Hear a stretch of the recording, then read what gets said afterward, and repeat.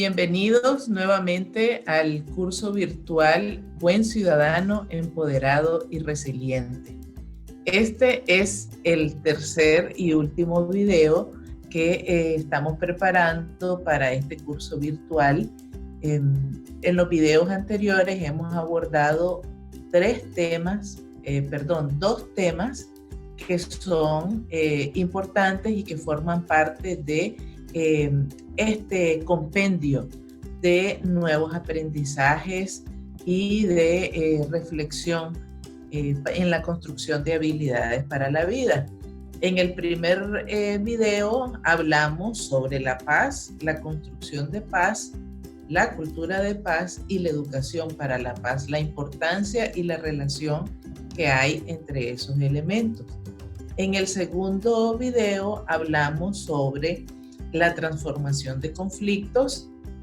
Abordamos un poco cuál es la definición de un conflicto, qué relación tiene con la violencia y algunas de las maneras de enfrentar o de abordar los conflictos que forman parte de la vida cotidiana y de situaciones a las que nos enfrentamos diariamente. En este tercer video vamos a reflexionar sobre el último de los módulos de este curso virtual que tiene que ver con convivencia y ciudadanía. Y con esto pues vamos a cerrar este ciclo. Hay muchos temas más sobre los cuales se puede relacionar estos tres temas, pero lo que queremos aquí es reforzar algunas de las ideas y algunos de esos aprendizajes que son importantes para los proyectos que ustedes quieren desarrollar. Bueno, el tema de convivencia y ciudadanía se refiere a cómo construir relaciones respetuosas y relaciones que nos permitan construir redes de apoyo y de solidaridad para nuestras relaciones vitales, es decir, para nuestras relaciones más cercanas, pero también cuando tengamos que establecer relaciones de trabajo o relaciones laborales con otras personas. Entonces, hay una serie de elementos que están interrelacionados con el tema de la convivencia. Quiero mostrarles aquí algunos de ellos. Y son cosas que están usualmente en nuestra vida, que tenemos que aprender a veces, incorporar como hábitos, como prácticas diarias, que parecieran sencillas, pero no son realmente fáciles. Entonces, en el centro de todo esto está la convivencia, la ciudadanía, que tiene que ver con la construcción de una serie de comportamientos responsables con nosotros mismos, pero también con las demás personas y con el entorno que nos rodea, el respeto, que es uno de los pilares fundamentales de esas relaciones armoniosas. Y bueno, todos queremos vivir con tranquilidad y con paz, pero para eso no basta con que nosotros lo querramos, sino que también necesitamos a veces la colaboración o la ayuda de otras personas. Personas que están cerca de nosotros, personas que nos acompañan e incluso a veces personas con las que muchas veces no nos sentimos a gusto, porque sencillamente piensan diferente, porque tienen una manera de ver distinta. Y aquí es donde entra en juego un concepto muy importante del cual se habla mucho recientemente, y es el de la resiliencia. Ahora es bastante común escribir y hablar sobre el tema de la resiliencia. Y la verdad es que Este es un concepto que nos llega de la psicología y tiene una definición bastante sencilla, pero profunda. Y se refiere a la capacidad que tienen los seres vivos para adaptarse frente a un agente, es decir, una situación, otro ser vivo o un estado de cosas que son adversas. Entonces, la resiliencia no es resignación, la resiliencia no es sumisión, la resiliencia no es hacer a un lado las cosas. La resiliencia tiene que ver con qué capacidades y qué habilidades construimos cada uno de nosotros y nosotras para hacernos fuertes y para poder enfrentar de mejor manera cualquier tipo de situación adversa. A veces eso incluye poder decir, con esto no puedo lidiar, para esto necesito ayuda, para esto prefiero hacerlo en otro momento, pero es parte de esa capacidad de adaptación y de resistencia frente a esas situaciones adversas. Y bueno, la resiliencia nos permite construir esa red de relaciones de apoyo, esas capacidades y habilidades para la convivencia con personas diferentes, con personas que son diferentes a nosotros, sobre todo. Y pues ahí hay una lista de capacidades, hay una lista de habilidades, de prácticas, de cambios que a veces tenemos que desarrollar. Por ejemplo, todos y todas nosotros tenemos interés por contribuir a un entorno pacífico. Pero ¿cómo hacemos esto? Bueno, la lista es bastante larga, pero comienza con cosas como la preocupación, en primer lugar, por los sentimientos de los demás.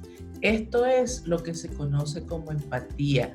Esto significa ponernos en los zapatos de las otras personas e incluso de otros seres vivos. No necesitan ser seres humanos, sino simplemente seres vivos, para entender entonces qué es lo que pueden estar viviendo y qué es lo que pueden estar sintiendo. Otro elemento es el respeto por los demás, la tolerancia, la aceptación, el respeto por las diferencias. No podemos asumir que todas las personas son iguales a nosotras. Las personas son diferentes a nosotras, piensan distinto, actúan distinto, sienten de manera distinta, y entonces necesitamos construir una enorme esponja, más que coraza, de respeto que nos permita entender las diferencias de las otras personas. También es muy importante una autoimagen positiva. ¿Por qué? Porque en la medida en que nosotros adquirimos seguridad e independencia, autonomía en relación a nosotros mismos, entonces también tenemos la capacidad de relacionarnos de mejor manera con las otras personas. Otra característica o habilidad para la convivencia es la solidaridad, y esto está muy relacionado con lo que mencionábamos antes de la empatía. Si somos empáticos, somos capaces de ser solidarios, porque entendemos entonces la necesidad y las tribulaciones de las otras personas, y eso ayuda a construir las redes de solidaridad, porque en la medida en que yo puedo ayudar y ser solidario o solidaria, también soy capaz o debería de ser capaz de recibir en el momento en el que lo requiera. Otra práctica importante de la convivencia es la motivación para contribuir a resolver de manera pacífica problemas o situaciones conflictivas.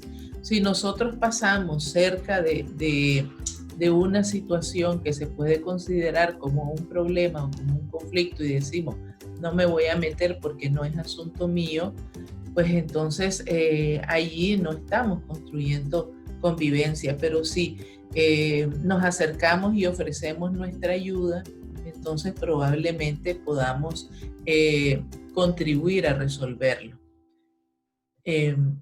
Otro hábito, otra práctica para la convivencia tiene que ver con la disposición a utilizar los recursos, procedimientos y todo lo que esté a nuestro alcance para proteger a personas o seres vivos cuando son víctimas de la violencia. Eso también es parte de la empatía. Si vemos, por ejemplo, que alguien está siendo víctima de violencia y no actuamos, pues entonces eso significa que no estamos siendo empáticos, que no somos solidarios. Hay otra práctica que tiene que ver con la responsabilidad social, y eso es un compromiso y un nivel de acercamiento con el entorno que nos rodea, con las personas que están cerca de nosotros. Por ejemplo, procurar que nuestra comunidad, que nuestro barrio esté limpio, que las personas se sientan bien, que recursos fundamentales como el agua, por ejemplo, no se desperdicie. Significa una serie de comportamientos que a veces son pequeños, que a veces son sencillos, pero que significan un alto nivel de responsabilidad social. Otro elemento es el sentido de justicia e igualdad. Y esto también es muy importante porque se refiere a tratar con una mirada de igualdad a las diferentes personas. Es decir, como dice el refrán, bastante conocido, lo que es bueno para el ganso es bueno para la gansa, ¿verdad? Y aquí en un sentido literal y figurado. Es decir, igualdad y justicia, igualdad de oportunidades para todas las personas por igual, independientemente de su sexo, de su edad, de su creencia religiosa, etc. Deshacernos de los estereotipos y de los prejuicios. Eso es algo muy importante porque nos permite tener ese sentido de igualdad y de justicia.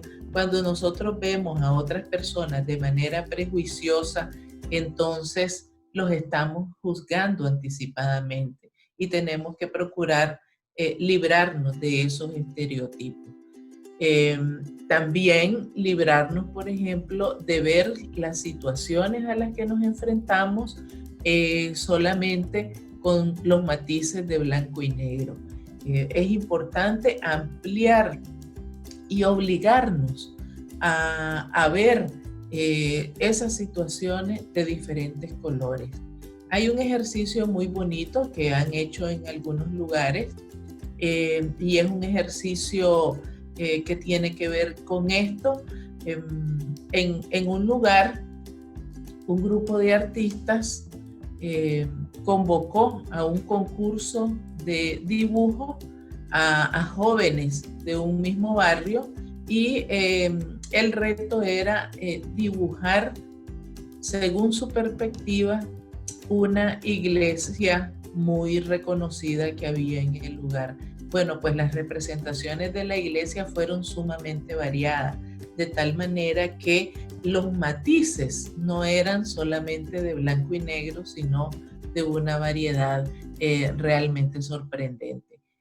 Y otro elemento que puede contribuir mucho a la convivencia es tener una visión crítica y reflexiva frente a los mensajes que nos transmiten los medios de comunicación.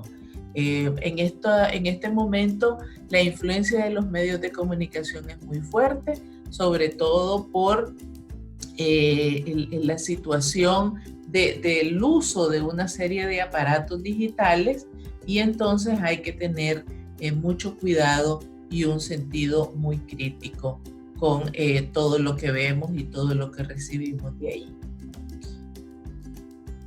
Dicho esto, a mí me gustaría entonces que habláramos sobre otro tema, y es el del empoderamiento. Esta es una palabra que nos llega del inglés, nos llega de su término original, que es empowerment, y el empowerment no es otra cosa que un proceso de cambios que puede ser tanto individual como colectivo, a través del cual las personas reflexionan sobre su situación, toman conciencia de ellas y van aún un poco más allá, deciden actuar para transformarla. El empoderamiento es un proceso bien dinámico, es un proceso a veces de mediano y de largo plazo, y se relaciona mucho con la convivencia y la construcción de una cultura de paz, porque tiene que ver con el cambio de una serie de espacios que van desde lo personal hasta lo colectivo e incluso más allá. Este gráfico muestra un poco cómo es la dinámica del empoderamiento y cómo esto funciona con la metáfora de la piedra en el estanque. Tiramos una piedra y entonces se generan una serie de ondas de cambio, una serie de ondas de transformación, de tal manera que en ese gráfico la piedra cae sobre el círculo más pequeño, que es el círculo de la persona. Luego, de alguna manera, tiene impacto sobre la familia, sobre la comunidad, sobre el vecindario y luego sobre otros entornos, dependiendo de hasta dónde la querramos llegar. Hay también otra metáfora en el sentido de que la buena voluntad se contagia, la buena energía se contagia, ¿verdad? Y el concepto del empoderamiento se trata precisamente de eso. Y se relaciona con otra palabra que usualmente se analiza desde una perspectiva política, y es la palabra poder. Generalmente nos dicen que el poder es un concepto político y que es un concepto negativo, o hay una visión negativa del poder, porque el poder es para mandar y para obedecer. Pero la verdad es que en los procesos de empoderamiento es posible construir o identificar otras formas de poder que tenemos todas las personas y que muy pocas veces utilizamos como recurso para transformar estas relaciones de desigualdad, a veces estas situaciones adversas a las que nos encontramos. Y son básicamente tres formas diferentes de poder. Poder para, que es la capacidad para cambiar, para transformar. El poder con, que tiene que ver con quienes construimos esas redes de apoyo y de solidaridad, y el poder interior, que tiene que ver con nuestra capacidad de hacer y de cambiar las cosas. ¿De qué se trata? Se trata entonces, y quiero mostrarles este gráfico, ¿verdad?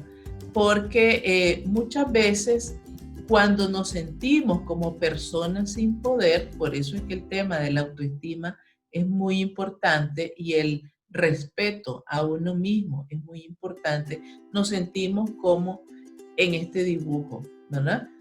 En el que se representa un esclavo que piensa que su vida y su existencia no tiene mayor sentido que el de arrastrar esas grandes masas de piedra.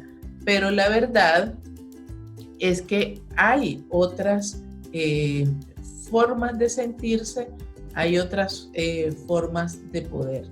Y esta otra imagen se refiere a el poder interior. Esto ha ocurrido en la vida real y el ejemplo más relevante es el caso de Nelson Mandela, ¿verdad? Que desde su prisión, larga prisión, todos los días decía, siempre hay algo que se puede hacer. Y lo hacía, ¿verdad? Eso es una muestra de la enorme capacidad de resiliencia, de la enorme capacidad de adaptación, pero también del gran poder interior que las personas tenemos, ¿verdad? Por muy adversa que sea la situación. La otra manera es cómo construimos alianzas, cómo construimos solidaridad, cómo construimos apoyo cuando queremos emprender un proyecto. Y quisiera mostrarles este otro ejemplo de lo que puede hacer una red de apoyo y de solidaridad. De un lado tenemos a las personas representadas por los saltamontes, diciendo que su vida como personas, como individuos, no tiene sentido, solos, aislados, claro, no pueden hacer mucho, pero cuando forman parte de un grupo, cuando forman parte de una comunidad, cuando logran construir, efectivamente pueden tener un gran impacto, pueden tener una gran influencia.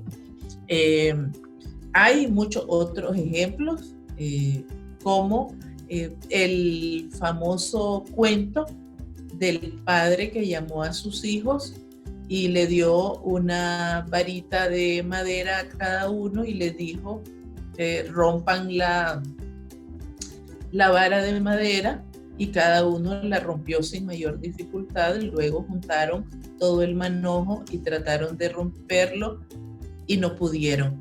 Entonces, estos son algunos elementos que tienen que ver con el empoderamiento y cómo usar esa capacidad de resiliencia y esa capacidad nuestra para transformar y para hacer cambios. Uno de los momentos importantes es el cambio que nosotros mismos hacemos de manera consciente, adoptando nuevas prácticas y revisando realmente todo lo que hacemos, y otro tiene que ver con cómo expandimos esa transformación y ese cambio hacia otras personas y el resto de los seres vivos del entorno que nos rodean. Con esto llegamos al final de esta reflexión en el video. Ha sido un gusto para mí acompañarlos en este curso virtual Buen Ciudadano, Empoderado y Resiliente. Recuerden que tienen una serie de recursos en las diferentes carpetas, presentaciones en PowerPoint, lecturas, videos adicionales a que están viendo, y me alegra haber contribuido de alguna manera con este proceso de aprendizaje. Quisiera despedirme de ustedes con una frase igual que o similar a aquella con la que comenzamos el curso, y es la frase de alguien que también es bastante conocido y que refleja mucho esto esto de lo que hemos hablado, ¿verdad? Particularmente el último de los comentarios. Este es un poema bien conocido de un poeta inglés que se llama William Henley.